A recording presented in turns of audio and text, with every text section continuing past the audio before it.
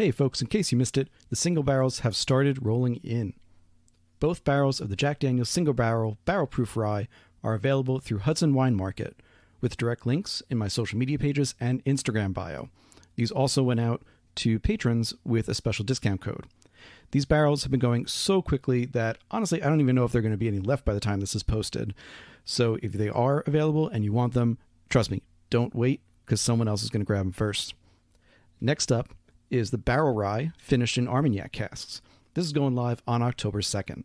This incredible pick was done in partnership with the guys at This Is My Bourbon podcast. The Timbip guys are great friends, and I'm thrilled to have this barrel come into the shop. On October 2nd, Patreon members of both podcasts will have first dibs with free shipping for Patreon supporters. No limits, no minimums, free shipping for Patreon supporters. So up your Patreon pledge now if you want to grab them before everyone else and get that free shipping code. Just want to take a quick second. Thank you so much. From the bottom of my heart, thank you to all the supporters, especially my friends on Patreon. You've put a ton of investment into the pod and the site through the years, and as these single barrels start rolling out and additional products start rolling out, I'll keep providing as many perks as possible to those who have supported me along the way and continue to join. If you're not a patron, if I was on the outside, sounds like now's the time to join.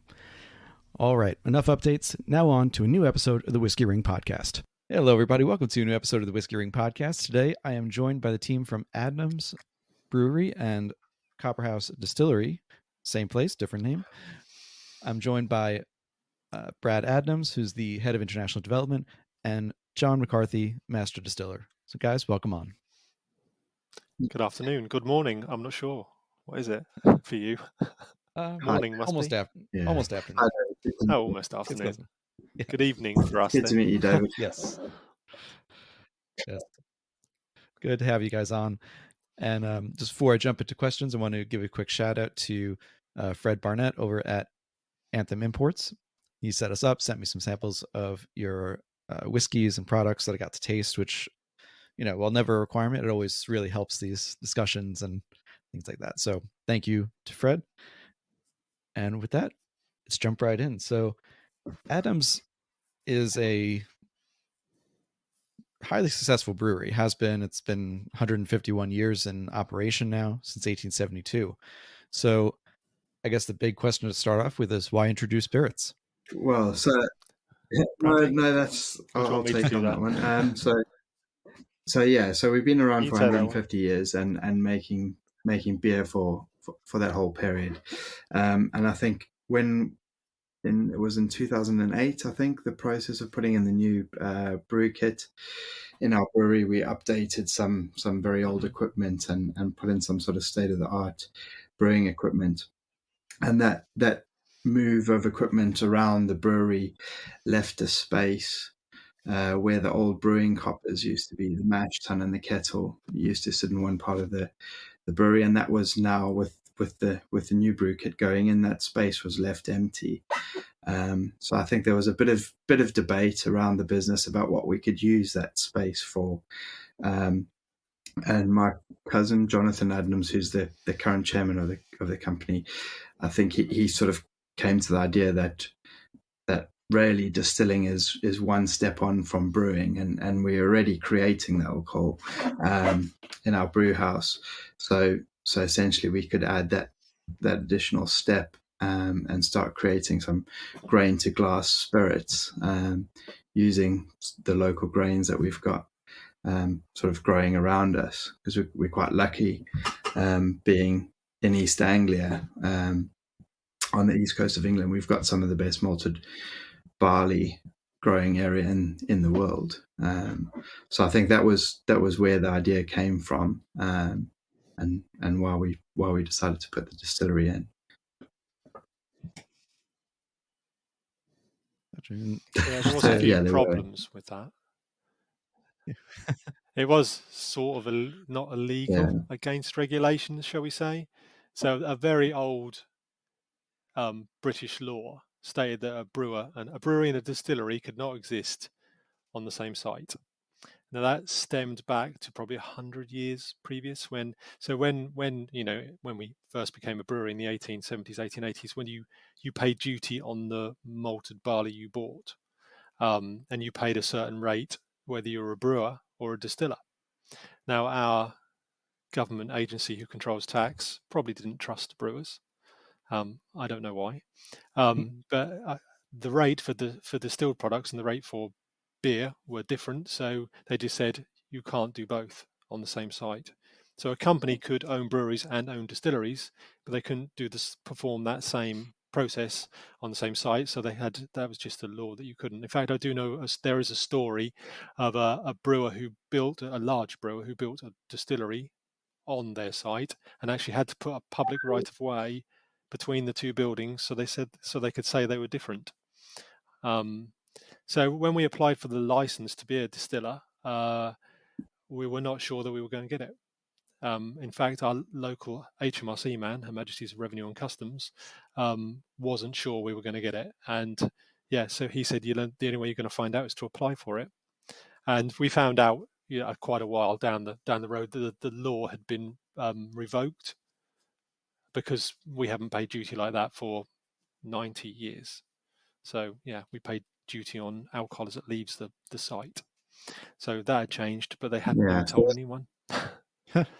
So we applied for the license. So it went on for a few months, and then eventually we contacted our HMRC contact and said, how's the application for our license to be a distiller going on? He said, I don't know, I'll give Glasgow a ring, because that's where all licenses were given out from. And he phoned them up, and they basically said to him, do you want them to have a license? And that was the HMRC man luckily said, yeah, that'd be okay. They pay their bills. And that made us then the first brewery and distillery on the same site in the UK. Yeah. In the UK, yeah. So it's good to know that other countries have just as convoluted and sometimes outdated tax laws and regulations. Yeah. And even when they change them, they just don't tell anyone. Exactly. We've got to deal with the 3-tier system over here, and that alone is a problem. But then you get into each of the states, it's even more so. It's craziness. So you're able to introduce the distillery, and we'll get a little bit into the details of the stills and all of that in a little bit. But so officially, the spirits part comes from Copperhouse Distillery. So that's your internal and external name for the still part of things. The products themselves are still under the Adnams name. So is that part of the application process, that you had to have a different name, or thought you had to have a different name, or you just wanted to have a clear distinction? I think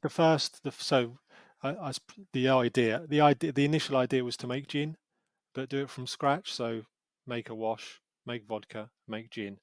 And the brand name that Jonathan came up with was Copperhouse Distillery, because it was formerly the Copperhouse, and it became called Copperhouse Gin from that. Where the old brewing coppers were. So that space in the building was always referred to as the Copperhouse. So then when the distillery went in, we got the name Copperhouse Distillery. And that was, I think initially, John, I think there was Copperhouse. We were developing that part as a differentiator brand underneath Adnams. But then what happened was we had Copperhouse Gin was our leading product, and there was that big gin surge within the UK. So we had on our labels Copperhouse Distillery distilled gin, and that product sort of took off ahead of everything else, and everyone started referring to it as Copperhouse Gin. So it sort of created its own brand from just being about and having Copperhouse on the label. And so then subsequently, when we went through some rebranding processes, we sort of dialed down the Copperhouse Distillery branding slightly, but you still see it through our designs, like small hints to it, like on the top of the capsules above the cork, there's the Copperhouse Distillery sort of logo.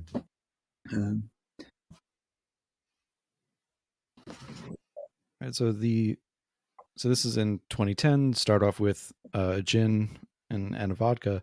At what point did you decide you want to start distilling for whiskey? It sort of evolved because we were gin was in its infancy, the amount of gin we were making. So we weren't distilling gin every day, we weren't distilling vodka every day. And so I just had some still time and thought I'd make some. We had a conversation with Jonathan, obviously, because I wouldn't just do it off my own back. But yeah, I thought I'd make some whiskey for something to do and buy some casks and see what happened. And it was a purely experimental, really. And, it sort of snowballed from there to we've made quite a lot. Yeah, when you've got, the ones that I got to try, just off the top of my head, I got to try the Adnams single malt as well as the rye malt. Yes. And both of them, which I quite enjoyed, and had different flavor profiles that come from the French oak, which we'll talk about a little bit later. But so starting off with the whiskey itself, you said you had some extra time on the stills and wanted to create something. Let's talk for a second about the stills that you had put in. Okay. So you got Christian Carl stills. Yeah. So initially we had just one pot still with a beer stripper. So we had a beer stripper as our initial distillation. A lot more common in your part of the neck of the woods than ours. In fact, I think it was initially called a bourbon beer stripper, with a stripping section and a rectifying section on top. Quite tall, quite noisy, very hot.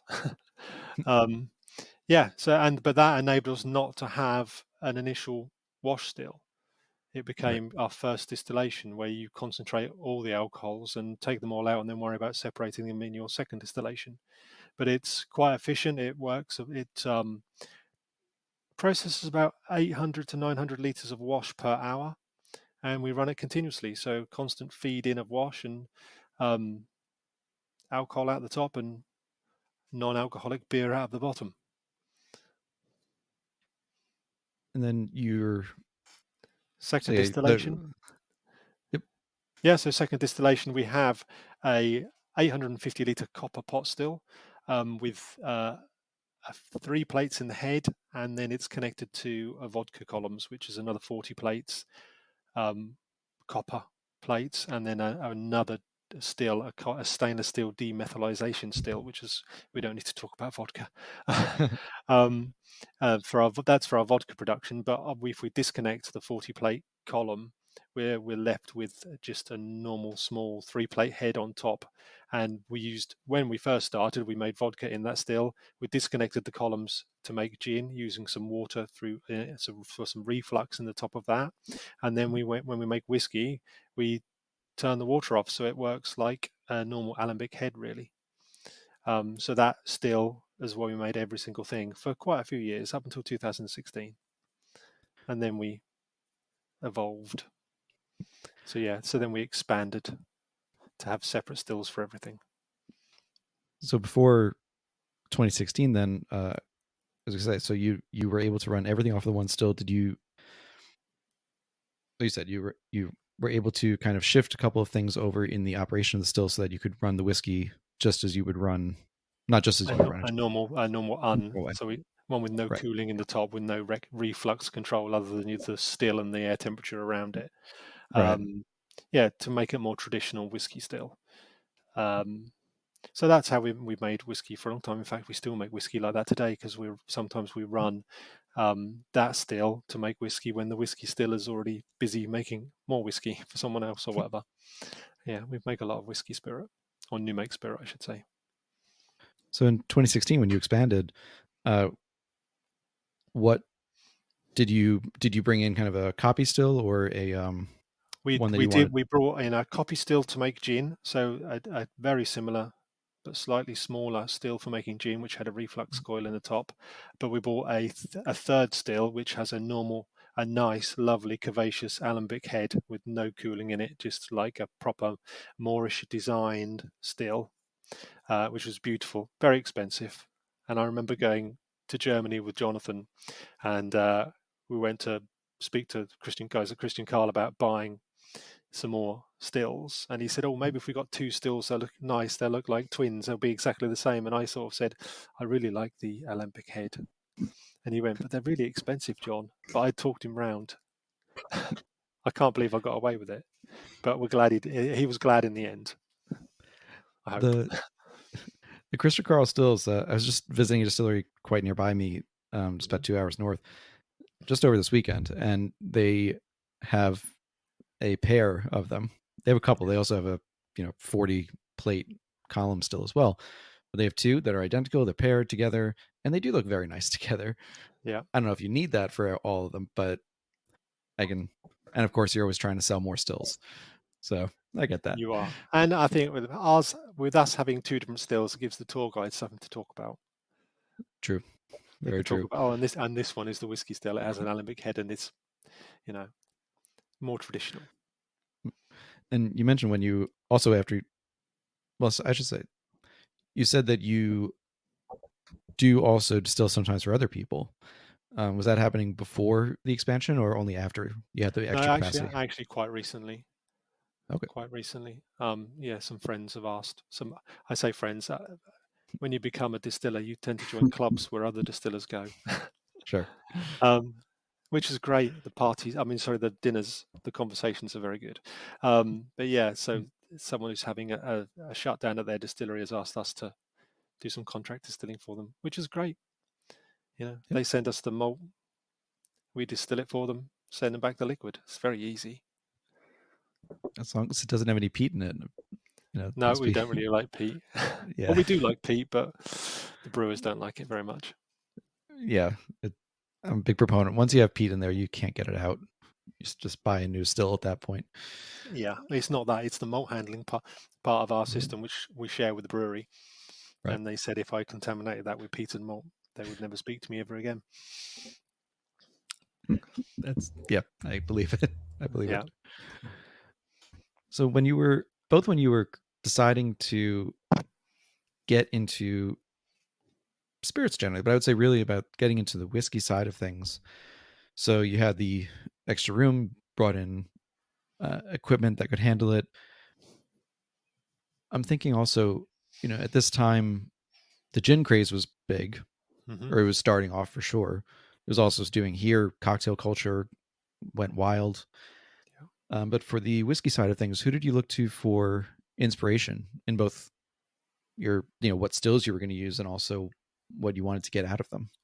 I can't say we really did. We sort of we ploughed our own furrow, I would say. We knew that everyone would, to start with, English distilleries who make whiskey you could count on 2 fingers, and we were the second finger.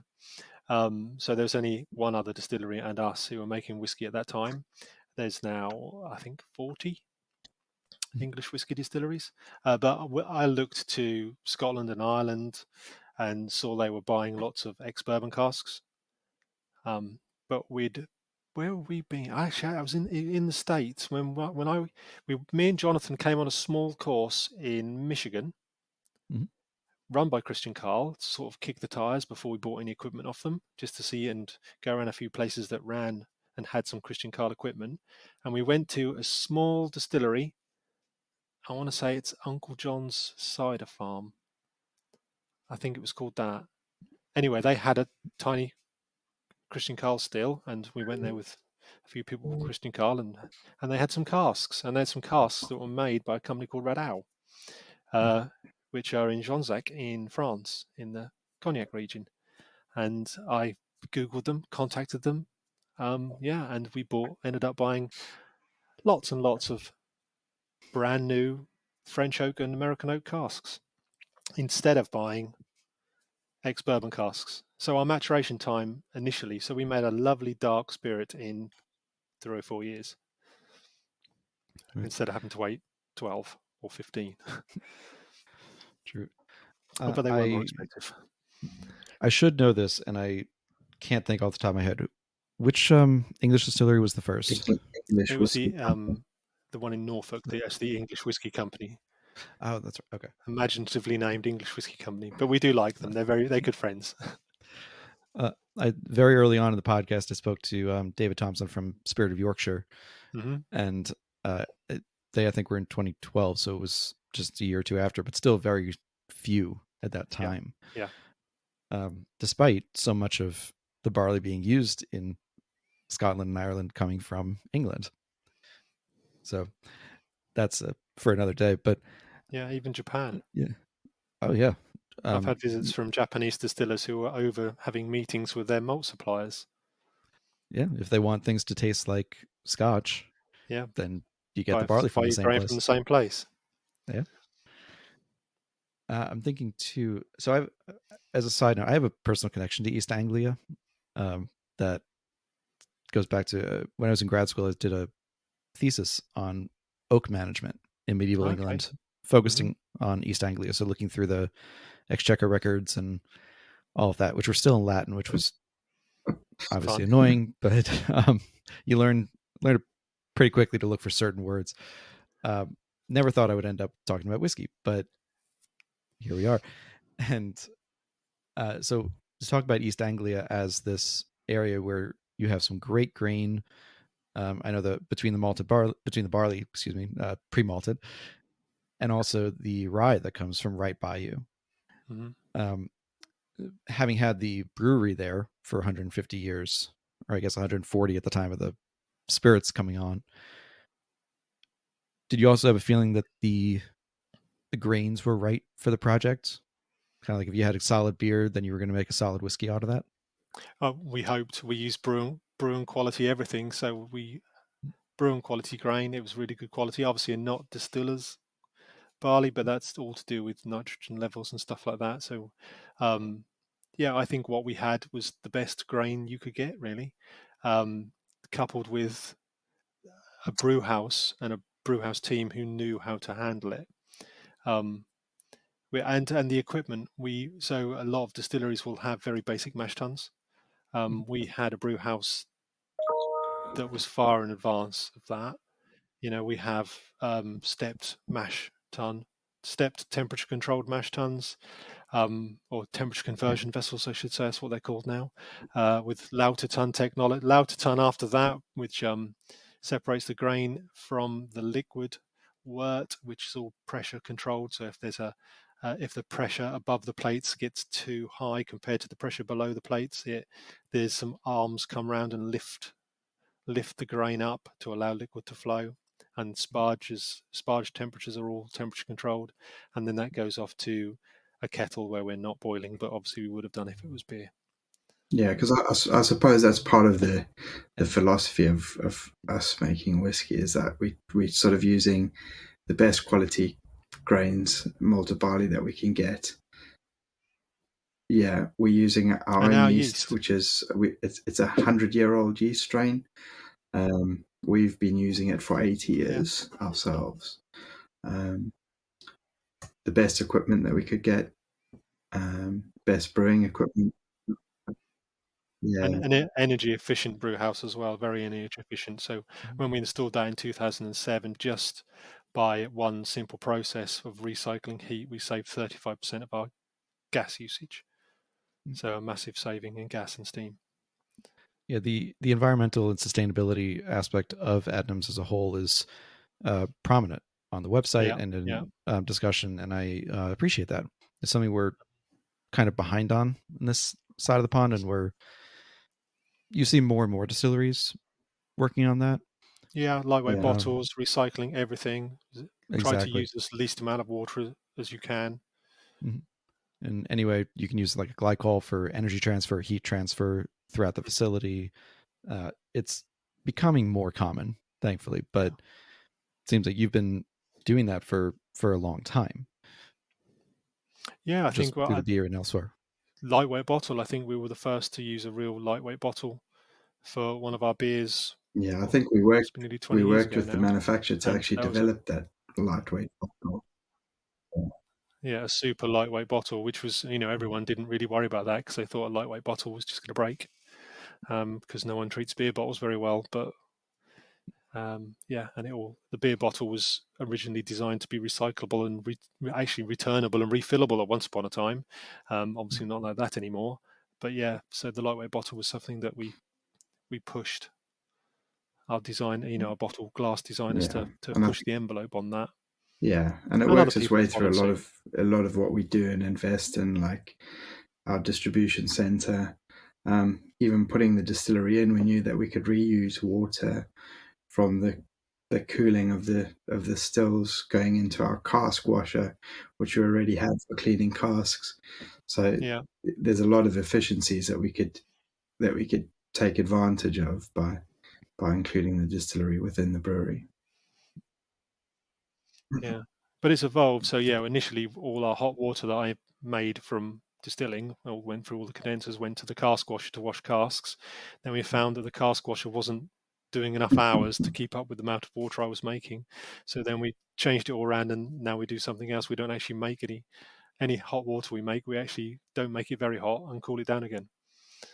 So we just run it through the stills really quickly, so it only picks up a little bit of heat, and then we remove that heat with brewing water, which is going to have to get heated up anyway.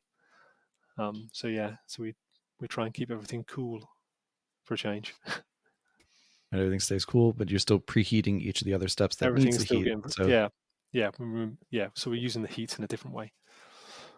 Fantastic. And jumping back just for a second, you both, well, Bradley, you have the family connection to being part of the Adnams apparatus. But John, what's your background, and how did you get to Adnams? I was a control systems engineer based in Suffolk, although traveling all around, well, mostly England, but occasionally into Europe to do jobs on mostly water industry type stuff, Environment Agency and water companies, British sugar factories and stuff like that. A few weird factories in Belgium and stuff like that I was going to, but I was, I never knew what time I was going to get home. I had a young family at the time, and it was time to look for a job that I knew what time I was going to get home. And, something local would be nice. And I heard about the job at Adnams and applied and got it. But I started there as a member of the engineering team. So to keep the engineering, the brew house running, everything is computer controlled. That was my background. So I started doing that. And then in 2009, this distillery project came along. And as an engineer, we ran projects. And there was 11 of us, and I was selected as the engineer most suitable to put a distillery in. I don't know what that means. So that was when the trip to the States to learn about Carl distilling equipment, and actually to learn about distilling from scratch. Really, I had no experience at all. I'd done some brewing exams while at Adnams for the first 9 or 10 years. I've been here since 2001. So did some brewing exams like that. They thought I was the best engineer to be a distillery installer. I'd say there was no plan for me to actually run it afterwards. So actually, the story goes, and it is sort of true, and it is true actually, I will say that, on the plane back from Michigan, me and Jonathan on the plane, couple of drinks, and Jonathan said to me, "John, I think we'll go ahead and do this distillery. I think it'll work." And I went, "That's great. Who's going to run it?" And he said, "We'll worry about that later." And I said, "Well, I'll have a go." And he said, "Okay then." So that was my job interview with a chairman who'd had a couple of drinks. And when I came back, I installed the distillery. I was an engineer and a distiller, also the only person who knew how to turn it on. Very handy. And I did both for several years, but slowly the distilling overtook the engineering. Yeah. They still miss me. Well, that's the number one rule in a job. Make yourself as irreplaceable as possible. And only person who had to turn it on. I'm the person drinking here, by the way. Oh, yeah, please do. And it's 5:15. Yeah. So I know you said you kind of started, as you said, I love this phrase, you plowed your own furrow as you were building the distillery. To become a distiller, did you do any particular classes in England, visit other distilleries in that way? I did. Well, as a brewery, we have an association with the Institute of Brewing and Distilling, and that's who I'd done my previous brewing exams with, and that's who the sort of the body that we've done. Everyone did their brewing exams with, and they obviously did distilling exams. And I had started doing the diploma in brewing, had done the first module of that, and then moved on to the sort of transferred over to the diploma in distilling and spent 3 years doing that, which was fascinating. And then meeting other distillers came about because I was asked to join the Gin Guild, which is a subsidiary of the Worshipful Company of Distillers. And then on from the Gin Guild, I then got nominated and seconded to join the Worshipful Company of Distillers, which is one of the so there's, I think, 120 different worshipful companies in England and in the UK. The first one is the Mercers, and there's the Worshipful Company of Fletchers and the Worshipful Company of Bowyers, and they're all just they're to do with the City of London. So you have to become a freeman of London to then become a member of a worshipful company, and you go to nice dinners, and you meet. In the distillers is quite lucky that the majority of the worshipful company distillers are connected to the distilling industry. I can guarantee there's not many Fletchers in the Worshipful Company of Fletchers because there's not many Robin Hoods about. I believe there is one. I've been told there's one Fletcher in the Worshipful Company of Fletchers. And I was talking to a member of the Worshipful Company of Plumbers the other day, and he said there's about 10% of the Worshipful Company are actually plumbers. The rest are bankers. That's surprising. I mean, the Fletchers I get because, I mean, how many people are routinely shooting arrows nowadays? Yeah, but I'm proud of myself for knowing what that term was off the top of my head. But I mean, the plumbers, I would think it's got to be more than 10%. Yeah, if I get a plumber who's from the Worshipful Association, I want them to all be plumbers. Yeah, exactly. No, you want to call them up if you've got a leaky tap, but no. No, but and apparently the Fletchers don't like the Bowyers. They don't get on, which is weird. A little bit, yeah. Yeah, and yeah, it's a fascinating history. I think the Worshipful Company Distillers were inaugurated in 1672, I think, but the Worshipful Company of Mercers, which is the original one, goes back to 11 something, and they own most of Covent Garden as a worshipful company, and so they make a lot of money through rents. I was told initially when they first started the Worshipful Company in Mercers, they owned everywhere between St Paul's and Westminster, which, if you know London, is a very big area. That's a very big, It's a very big area, and some king somewhere down the line decided they had too much money and took a lot of their land off of them, but they still own all of Covent Garden, so they're doing okay. Yeah, that's not only a large part of London; it's a large part of central along the Thames, London. Yeah, it is, and so it's high rents. Yes. My wife and I were just in London back in April and had spent a whole week just in the city and loved it. We are huge fans. Beautiful. It's the only other place. We're born and bred New Yorkers, so we're very stubborn about these kinds of things. But it's also a nice city to visit. It's wonderful, and we love it. But we've decided London is the only other city we could live in. It's very. I do like to go. I go quite regularly. Yeah, between culture and transport and all that, it's. Anyway, yeah, it's a walkable city. It's easy to get around, and there's lots of history. Every time you pop out of a tube station, there's something to look at. Exactly. So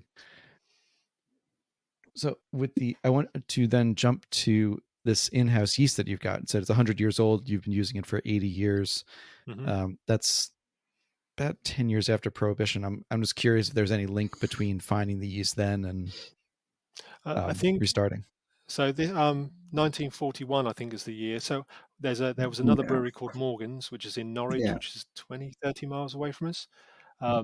So we'd gone and got yeast from them several times in our history. So I'm told. I wasn't there. But what happened in 41 was the last time we ever went and got any yeast from them because they burned down. They burned down in the Second World War, and they never restarted. So we had that yeast from then, and we've kept it going. So it was multiple strains of yeast initially, but they had it cleaned up in, I think, the 70s and 80s. I think a lot of work was done to clean it up. And now it's just 2 strains. Yeah, it's class 1 and class 3. Class 1 and class 3. Yeah. So class 1 is a class 1 is a chain former. So if you look under a microscope, you'll see lots of cells joined in a chain. And class 3 is 1 and 2 cells. They don't get any bigger than that. But unfortunately, the class 3 cells don't tend to live very well. They're not very strong as the other ones. So I need to get this right. The class 1 tries to win all the time, and you end up with too much class 1 and not enough class 3. So we do have to propagate from slopes the other class to keep them 50-50, and which gives us better fermentations in the brewery. And you have an exceptionally long fermentation as well at 7 days. Yeah. For whiskey, at least, that's yeah, long. it is quite long. We tend to we have got that down now to about 4. So if it's brewed on a Thursday, I can, well, is it 4 to, let's say 5. If it's brewed on a Thursday, I can start stripping it on a Tuesday. And That's because I'm from 50,000 litre wash, when I start stripping it, it can still carry on fermenting most of it. Only taking a bit out at a time. Sure. All right. So there aren't a lot of distilleries too. This is why I became so interested in looking into your history and the way that you make your whiskey and beer. Is not a lot of distilleries use multiple strains of yeast. It's usually either distillers yeast, basic distillers yeast, or brewers yeast, or they'll have their own. This was my pappy's recipe from whoever knows when. It never is, but they'll say it's that recipe. Yeah, ours is not by choice. Ours is by design. We've got that yeast, and we have to live with it. It's part of our history now, so we will struggle on with it forever. We have a massive yeast room with lots of tanks in it, and we have people counting yeast cells 3 or 4 times a day. It's a great job with a clicker. And working out with doing viability tests, and I guess, like you said, you wouldn't want to change the yeast in any way. So the only way to, for example, to strengthen the propagation of class 3, so that it was able to hold up better against the chain formation of class 1. But because you don't want to change it, just keep adding more of the class 3 in there. We're going to live with it. We've lived with it for a long time now. I think I can remember when I first started 20 odd years ago, they thought we'll try and find a single yeast strain that can flavour match in our best bitter, because at the time we were beer makers, and they tried multiple small high tube, the long tubes where you can just do a fermentation in a tube to represent the pressure. They couldn't find anything. Multiple strains of yeast they tried to try and get a flavour match to make our bitter taste the same, but it didn't work. So they gave up after several months. It was several months. So I haven't had the chance to try your beers, just because you're not in London. If I had known, I would have tried them, of course. And honestly, I was tasting a lot of gin while I was there, so I may have tasted your gin. I have to look back at my notes. But having said that, with the 2 yeast strains, what do you think each one brings to the table?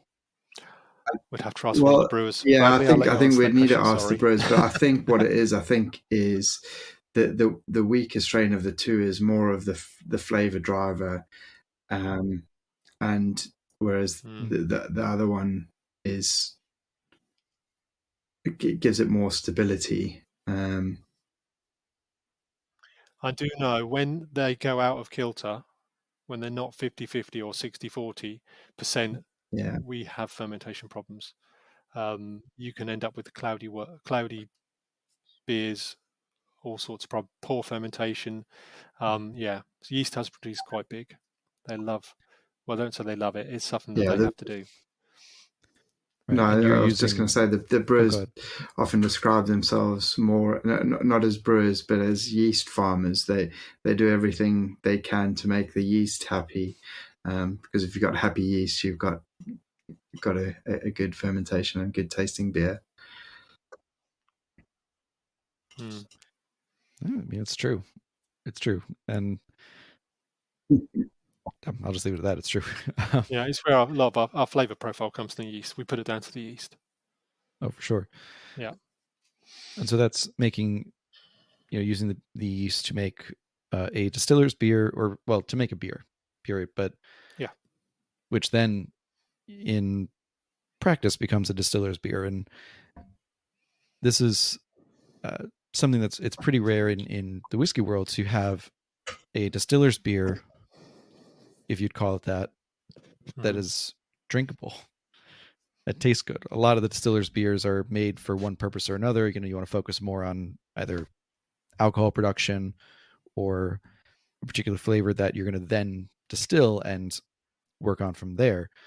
But the only other company that I could think of off the top of my head that has a really drinkable distiller's beer is Westward Spirits. Oh, yeah. They're out on the West Coast in Oregon. Yeah, in Oregon. And I got to try their beer. It's delicious. It's tastes like honey wheat bread. Okay, this is the wash. The wash, yes. Unhopped. I would yes. say our beer is, our wash is fine, but I prefer the hopped version. That's fair, but there's a big difference between fine and I can't drink this. Yeah. Oh no, it's definitely drinkable. Yeah. Yeah. So, in the not having had the beer itself, either the wash or the hopped beer, what kind of flavor profile would you describe the wash as having? Good question. I should have drunk some earlier. It's obviously sweet. It's malty. There's some chocolate there. There's definitely some chocolate flavors because I get that in the New Make Spirit, big chocolate flavor. There's quite a lot of fruity esters because I think our yeast is it throws off quite a lot of flavors like Black Belgian style beers as well. So you get a lot of those fruity esters coming through. Yeah. Complex, yeah. And we'll add into you're using traditional English style, so ale yeast as opposed to lager. So all top. It's an ale yeast, top fermenting yeast, which we crop. So we vacuum it off the top. And then repitch it into the next. Yeah. Interesting. So the yeast doesn't quite all die off. No. So when it comes to the top of the bed, it floats on top. It will fall back down if you don't crop it quick enough. But we'll, after 2 days, vacuum off the top of all the yeast back to our yeast room where we'll look after it, and then pitch that the next day. And some of the yeast comes to the top, and the dead yeast goes to the bottom. So we have yeast bottoms and the cropped yeast from the top, and the beer nice and clear in the middle, hopefully. Gotcha. So with that, let's jump into the spirits themselves, the single malt as well as the rye malt. So starting with the single malt, you spoke earlier, John, about when you were in Michigan, you got to try these particular barrels. Red Fox was them? There was a Red Owl, which is the French company who makes them. Right. And so for the single malt, you use mostly new French oak with some ex-bourbon barrels. Yeah, 66-33. So 66%. So for every 2 French oak, we use 1 ex-bourbon. Were you pretty convinced after trying the Red Owl in the first place that this was, if you could get the barrels, that this was the one you wanted to go? Yeah, so we actually initially got we contacted Red Owl and got new French and new American oak from them because they supply American oak barrels as well as French oak. And we put some spirit in and left it for a few months and tasted it, and we had a conversation about it and see which one we preferred. And I thought the French oak was much more complex, spicier, no coconut flavor at all, where the American oak was big coconut, but a bit more, shall we say, one note. So I thought the French oak was the one to go for, although it was 50% more expensive. Always the way, isn't it? The one you like is the most expensive one.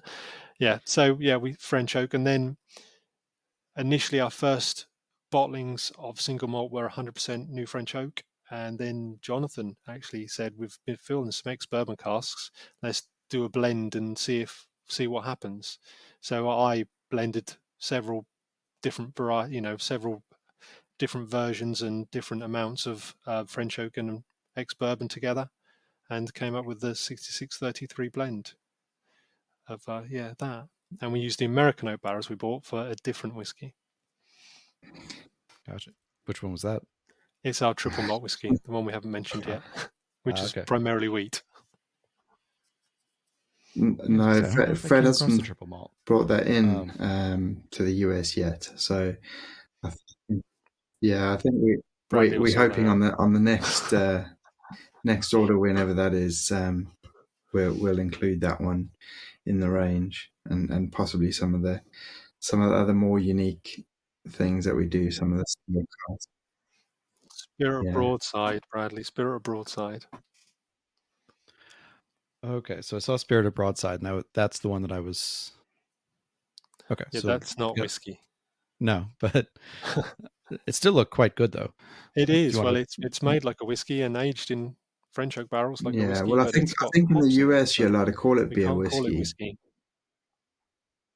Whereas, it's an eau de vie de beer. Eau de vie de beer in France, in Germany, beer brandy or beer brand. It's something we came across. Me and Jonathan again on one of our trips to Christian Karl around I think we were in Austria, going around some tiny distilleries who make millions of different spirits, and there was something that was in like a perfume bottle, what I thought was like Chanel No. 5 bottle, but it was actually a beer brandy, and tasted amazing. And we thought, oh, we've got a beer that's 7 or 8%. We could distill that. And we have a beer called Broadside, which was named after or inspired by a battle that was just off the coast of Southwold between the Dutch and the English, which no one won. They just fought all day and then went home at the end, I think. So we're told. But the Broadside is a type of gun. And there are a lot of guns on the beach from that era on Southwold. There's a hill called Gun Hill, and it has these guns on it still to this day. They won't work, hopefully. So then beer was named Broadside, first brewed in the early 80s, I think. They have a bottled version and a cask version. It was 7-point-something% at one point. It's 5-point-something now, at 5.3. But we brew that full strength before it's diluted for bottling. It's 7.2%. So we thought we'd distill that, and the hop aroma stays all the way through the process. It is quite unusual and quite amazing, I think. Bradley will have to get some of that over to the States if he hasn't already. I can work with him on that. Yeah. One bottle at least, David. Yeah. For sure. It's a fascinating category. There a couple of brands here have tried hopped whiskey. Mm-hmm. I can't say any of them have really worked quite yet. But the cask helps, so you don't have to age it in cask and eau de vie. But I think the cask really calms down the hoppiness. Right. And I'm someone who loves their hops. A good IPA, something real high on the IBU scale. That's my bread and butter. So I appreciate the hops. It's just odd to find it in whiskey. Yeah. We certainly couldn't call it whiskey. Yeah. So the new French oak barrels, in particular, as I said, they give such a different profile. Yeah. And the only other, I'm sure there are other companies that in the US that have tried this, but the one that I'm most familiar with, Doc Swinson's, did a release where they blended whiskey from MGP, but finished it in new French oak casks. Because most of the French oak we see here is either ex wine, more rarely ex cognac, ex brandy. So it's already been through something. It's been toasted once already. It's not usually charred, but when you get a new French oak that's charred, toasted to your specifications, the flavor profile is unlike anything I'd had before. It's amazing. It was absolutely delicious. And as opposed to the single malt, for the rye malt, using all French oak. Is that right? Yes, all French oak, all new French oak. Medium plus toast, untoasted heads. Interesting. Okay. And what char do you go to on that usually? It's just medium plus. It's no char at all. So, very light, a light brown color. Not even light, a medium brown color. We'll call it is medium plus. So, but there's no char, there's no black, nothing at all. And you still get a pretty good color on the whiskey. Like it's not the darkness that you would get from something that's charred, but something that would still look like a whiskey if you want to simplify it that much. It's very dark color after a few years. Yeah. A lot more color than you get from an ex-bourbon cask. We can get this. We actually now about to. I've got one here. Got one right beside me now. In a little box here. So this is a 12-year-old. one of the, I want to say possibly one of the first, if not the first. Actually, there was only 2 whiskey distilleries 12 years ago. And I know the English whiskey company had a 15-year-old. I think they might still have some of that available, the 15-year-old. Some of that available. So we've done a 12-year-old. Now this is 100% bourbon cask, ex-bourbon barrel. And so that's the colour we get from 12 years. We will get this colour in 12 months from a new French oak cask. Obviously, you still need a lot more time to develop flavour. But the colour-wise, you get that in less than 12 months, really, with a new French oak cask. Anyway, 12-year-old. From England, I know, and we know 12-year-old are very common in Scotland. Everyone has a 12-year-old. Everyone has a 12-year-old in Ireland, but we're only the second distillery to have a 12-year-old in England. We're very proud to be going that long, where there's now 40 distilleries who are not even old enough to have a 3-year-old. But they will be. This month's Impact Spotlight is on Nicneen. Founded by Annabelle Thomas, Nicneen has a pioneering approach to spirit making, putting innovation and sustainability at the forefront. Through Nicneen, Annabelle seeks to change the way the world thinks about whiskey from Scotland, and to create a whiskey which could exist in harmony with our planet and its inhabitants. Nicneen has created a spirit with exceptional body and sweetness, showcasing their smooth and elegant house style.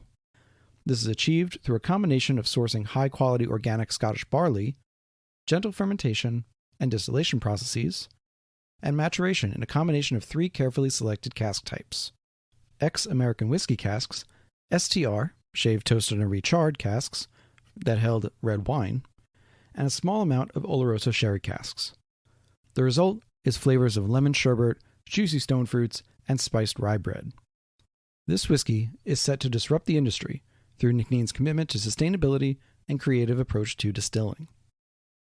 With an uncompromising focus, the small team of eco-conscious drinks fanatics also dedicate 10% of their spirit production to trialing different yeasts not commonly found in whiskey distilling, all on their journey to seek out and find new flavors in their whiskey making.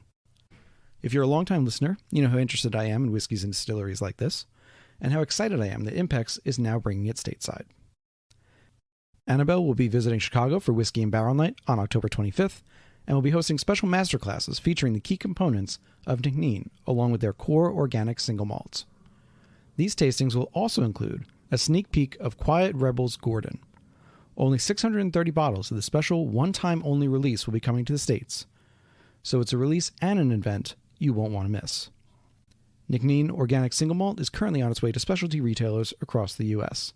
For more information and questions on where to buy, please contact the Impex Beverages office at office@impexbev.com and follow on social media to never miss a release. The Whiskey Ring podcast is proudly sponsored by Impex Beverages. Eventually, but you've got a head start on them. So yeah, with this rye malt, I think that was when Adnams first caught my eye. Just because you don't see a lot of rye or rye malt coming out of England, of any of the British Isles, I should say. I think there's 1 or 2 from Ireland now, and not many. And it's been associated more with either Continental or U.S. distilling. So if I have the timeline right, you've started the whiskey, you're making single malt. At what point did the rye become part of the equation? Jonathan, yeah. So Jonathan Adnams, our chairman, he's got a farm just outside of Southwold in a little village that's sort of next door to Southwold called Raiden, and Raiden comes from Old English. It's an Old English word meaning rye hill. So presumably there's been rye grown in that area for centuries, and now Jonathan grows rye himself on his farm. So it's quite a good link, being able to use grains that Jonathan is growing on his farm just 1 mile away from the distillery, and bringing that into the brewery and then into distilling into spirits. It's sort of quite a nice story, keeping it sort of hyper local, almost single estate production. It just adds. It's a really nice story, and it's something different. And I think doing the rye, and maybe we'll discuss the triple malt a little bit later, it also sort of plays to our brewing heritage of using, because in brewing we use a lot of different malts, a lot of different grains for different styles of beer. So I think it's all about bringing that brewing heritage through into the way that we make spirits. I'm not sure if I've ever had, but are there many rye-based beers? So Jonathan's rye is used in beer as well. We do a crystal rye, and we use rye in a few beers. The chairman grows it. We don't have any choice. I mean, even our flagship beer, which is called Ghost Ship, we use rye in the recipe of that as well. So I think rye gives a nice sort of nutty, slightly spicy note. Nutty, spicy, yeah. Which works well in a lot of beer styles. Mm. And that's why I know we didn't. Sorry, but that's why the triple malt that we talked about earlier, I haven't really talked about. That's a mixture of primarily wheat, but with some barley and a small amount of oats. And the reason for the oats came from the fact we're brewers. We know when you add oats to a beer, you get a creaminess to the beer. So we thought, oh, that might be nice in a whiskey. Actually, in a vodka as well, we do our award-winning vodka. Biggest award-winning vodka is made with that wash, with the same wash that we make our triple malt whiskey. We make a triple malt vodka called Longshore. So the triple malt. So I'm assuming by the name, you're malting all three of the all grains our grains involved? are malted. Yeah, all our grains, even the rye, and the rye is malted as well. Yeah, I agree with you with the oats. I love oats in a whiskey or in a spirit just generally. That creaminess is and just a tiny amount. You don't need a lot. I think we're 5% oats. Yeah, just 5 to 10% is all you need. No, I've had 100% oat whiskey too, which is extremely creamy. That's that's verging on kind of a maple cream cinnamon soda. oatmeal. Yeah. Oh, oatmeal. Yeah. Yeah, but it is delicious. I'll have a single barrel actually of that coming out in January, February, somewhere in the new year. 100% oat whiskey with 10 to 20% of the oats toasted. Oh, amazing. So sounds good. See how that comes out, but it tastes great. But when did the triple malt, come in terms of between the single malt and the rye? It was before the rye, after the single malt. Basically, it was a spin-off from the vodka. So the vodka, we started off making 2 vodkas and 2 different gins, and those 2 washes, one was 100% barley, one was triple malt. We then decided we'll make 2 whiskies, and then Jonathan was growing rye, and he said, "Why don't we make some whiskey out of that?" And so we did. So everything's just evolved. We've made some weird things. When we weren't that busy at the start, like I said, when we started making whiskey, we made absinthe, we made the weirdest liqueurs ever.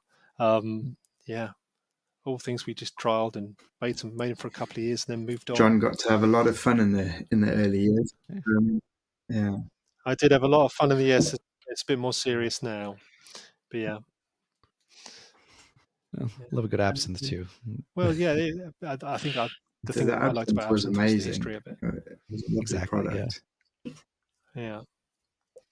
The problem with making absinthe is it makes everything smell of aniseed, and it takes days to get rid of the smell. So when gin production got really, really busy, we couldn't really make absinthe anymore because we took 2 days to get rid of the smell before we could make anything else. And production couldn't wait that long. Fair enough. But it was fun while it lasted. So being the second distillery in England at the time, you've obviously had to just compete with the fact that Scotland, Ireland had dominated the space for so long. Mm-hmm. So not only when you started the distillery, but also to this day, what kind of challenges or obstacles do you face in convincing people, hey, this is an English made whiskey and it's worth trying? The best thing is to get people to drink it, really. It's the hardest thing to do because you need to get them in your presence. But yeah, and I think now there's more distilleries will help. I think the same thing happened with gin. Initially, there was a handful of gin distilleries, and then suddenly there was an influx when everyone found it was a lot easier to get a license to be a gin distiller. There's now, I think, 600 English gin distilleries. Oh, wow. Yeah, amazing. But too many really. But the same thing's happened with whiskey. There's now an English whiskey guild recently formed, of which we're members, which have been instigated to build the profile of English whiskey. There are now definitely 26 members. I think there are 40 people starting to make whiskey in the UK, not in the UK, in England. So yeah, the more people that make it, the more people will taste it, the more people will get interested in it and see it as a category, which can only do us good, really. And from a marketing standpoint, going forward, do you want to be seen as a if you'll forgive the phrase, a torchbearer, kind of leading the way as one of the earlier adopters? Yeah, we're happy to do that. I think, Bradley, we've certainly won some awards. The rye malt whiskey got double gold at the International Wine and Spirits competition a few years ago, and has won a few other awards as well. They all have, but the rye especially has been our most awarded whiskey. Yeah, which is very good. And I think being a torchbearer for English whiskey is a great place to be, and I think it allows us also to showcase some of the innovation that we can bring into whiskey. I think things like using the new wood, using a varied mash bill, like with the triple malt, it sort of offers something a little bit different and interesting, and gives people hopefully a reason to try the liquid that we produce. Awesome. And I guess also looking forward, between the two products that you have now on this side in the US, and so I do have some listeners in the UK in general and continental Europe, obviously mostly based in the US, far majority, but you've got over here the single malt and the rye malt. We'll talk to Fred about the triple malt. I keep wanting to say triple mash, excuse me. The triple malt and the spirit of broadside also. So John, as you said, the best way to do it is to get people to taste it. And that usually requires being in your presence or having someone to tell them, hey, this is something to try. Here's a little sample glass to try it. Mm-hmm. When you're not able to be there, and this can be answered by either one of you or both of you, is when you're not able to be there in every place where it is, what's kind of a 2-line pitch that says, hey, this is some English whiskey. It's really good. You should try this. I don't have a 2-line. I think it's really difficult. If we could do that, it's a golden egg, isn't it? It's getting people to drink it, and I think we need lots of brand ambassadors. I think that's a challenge. I think that is a challenge we've been grappling with for quite a long time. Is how do we succinctly put across in a 2-line thing, like to draw people in and say, actually, you need to try this, because I think what we've got is a lot of stories and a lot of there's a lot of technicality in terms of differences in how we make our whiskey, that you really need to have a conversation about our whiskeys to be able to transfer that knowledge. So I think what we've got to focus on is, like John said, is really building ambassadors within our team, but also just consumers that really like what we do and like our products, and try and get them to discuss that with their friends and recommend people to try our whiskies. So and doing things like I was in Poland 2 weeks ago at a whiskey live event in Poland, and getting loads of people in the public to try our whiskies. I think it's quite something seeing people look at our products, because also the design is quite. The design of our products is quite bold, I think, in the whiskey category. We've got some of our bottles are quite brightly coloured, which I think draws people in initially, but maybe it doesn't sit in the people's traditional view of what a whiskey looks like. So they can be drawn in, but then slightly wary of like what is this? But then when you tell them it's English whiskey, that intrigues them a little bit more. And then when they taste the liquid, you can just see that the delight on their face when they sort of think, well, where have you come from, sort of thing. Like we know it's English whiskey. We didn't realize that there was English whiskey producers producing whiskey as good as this, So it's quite fun seeing that reaction. But yeah, we need to do more of it in terms of getting it in front of people. It is the most difficult thing. Well, it can be very costly. Oh, for sure. I know, at least right now, with the rye is probably the easiest to kind of get in front of people right now, just because we're going through our own rye revolution here. Yeah. All the rye brands are coming back and new ones entering the market with their own recipes and such. So that, at least, as you said, the marketing of the bottles and the design of the bottles does catch the eye. They're bright. They're big white letters, easy to read from far away. So someone can say, oh, that's a bottle I want to look at. And having the rye alongside it, certainly, I mean, it caught my eye. It certainly catches the eye of people if it's on a bar in the rye section. I think obviously the single malts, the triple malt might be slightly harder, just because it's as good as they are, and I hope this comes off the right way. It's not as in vogue as the rye itself is. Rye has always created a lot of, excitement, I think. Right. So, but still, I think personally, I'm someone, if I get to try one product from somewhere and I like it, I want to try their whole lineup. So if you have a place or two that has full lineups that you could do a tastings, I hope people get to try more of this. As I said, the two products I've tasted, I really enjoyed. I've gotten full bottles since, which I don't do for everything that I get to try, because both for space, but also for, I don't like everything I try. But so in the meantime, though, just as we're closing up, in addition to that 12-year you showed, what's next for Adnams Brewery and Distillery?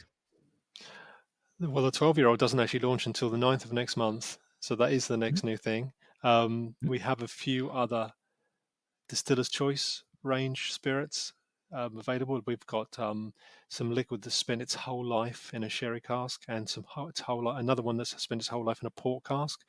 The only sherry cask one we actually had is actually sold out, but we do have some 100% port cask. It's been in there. It was in there for 7 years. Highly port, really dark spirit. We have a few wine cask specials. We've even got a Suffolk brandy. So Southwold is in the county of Suffolk, and I went to a winery over 10 years ago, or 12 years ago now, I think, and chatted to them and got some wine off them. And I actually got to choose which grapes were, not individual actual grapes, but which grape varieties they used, which was exciting, because one of the Adnams wine buyer, we're wine importers as well, have been for 100 years, over 100 years, I think, was with me at the time. And he actually worked at this vineyard 40 years ago and planted some grapevines, and they were still available and they were still producing grapes. So, so I had 5% of those put into the wine. Hi, my son.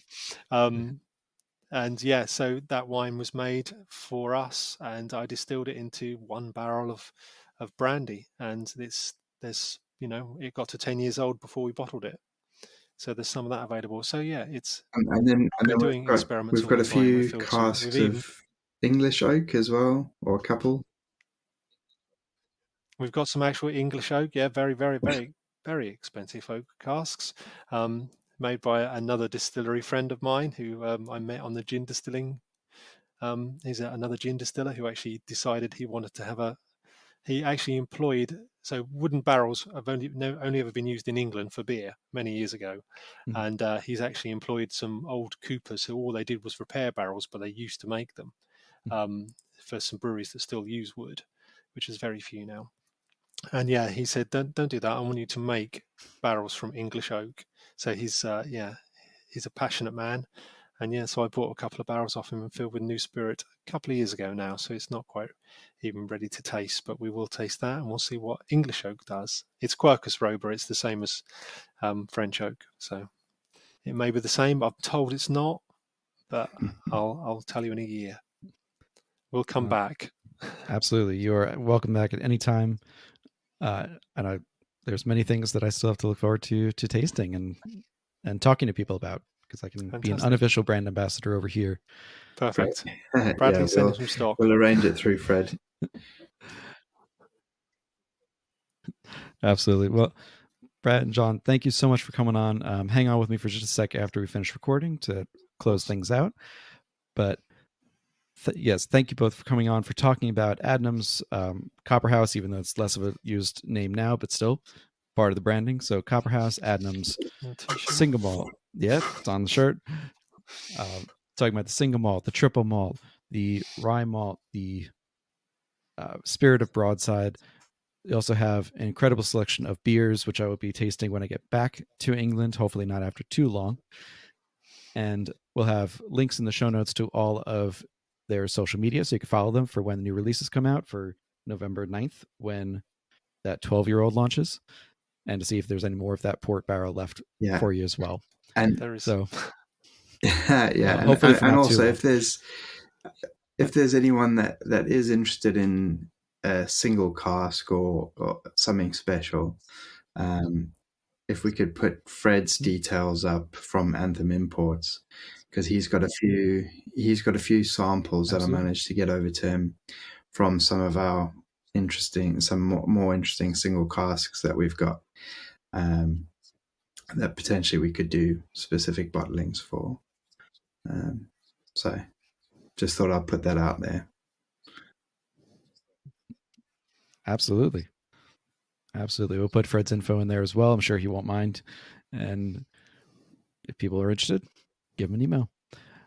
All right, guys, I'm going to end recording. Thank you again for listening to a new episode of the Whiskey Ring Podcast, and we'll see you next week.